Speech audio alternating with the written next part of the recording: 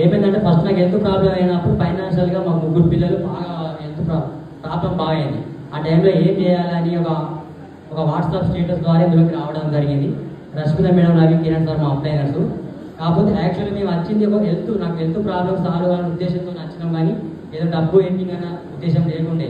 ఆ ద్వారా నాకు హెల్త్ ప్రాబ్లం సాల్వ్ అయ్యింది. అయినా కానీ నేను వెస్ట్ నమ్మలేదు. ఒకసారి ఎంఎస్ఆర్ గారి యొక్క మీటింగ్ విన్న తర్వాత అప్పుడు నాకు ఉన్న నెగిటివ్ మొత్తం పోయింది. అరే ఇంత మంచి కంపెనీ ఎందుకు ఇట్లా చేసుకున్నా, ఇంత మంచి సోర్స్ ఉన్నది, ఇన్కమ్ సంపాదించే అవకాశం ఉన్నది. నేను అభివృద్ధి వల్ల పనిచేసినప్పుడు ఒక 10,000 జీతానికే ఒక 10 సంవత్సరాలు కష్టపడ్డా. అప్పుడు నాకు ఎవరు హెల్ప్ చేయలే. ఇప్పుడు ఒక ఫ్యామిలీ లాగా అయిపోయింది. వెస్టేజ్ ఎక్కడికి పోయినా కానీ ఇంత పరిచయాలు.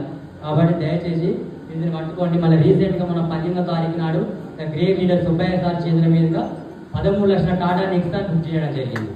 ఎందుకంటే ఒక సాధారణమైన జీవితం అన్నమాట, ఒక సాధారణ 10,000 జీవితంలో బతికిన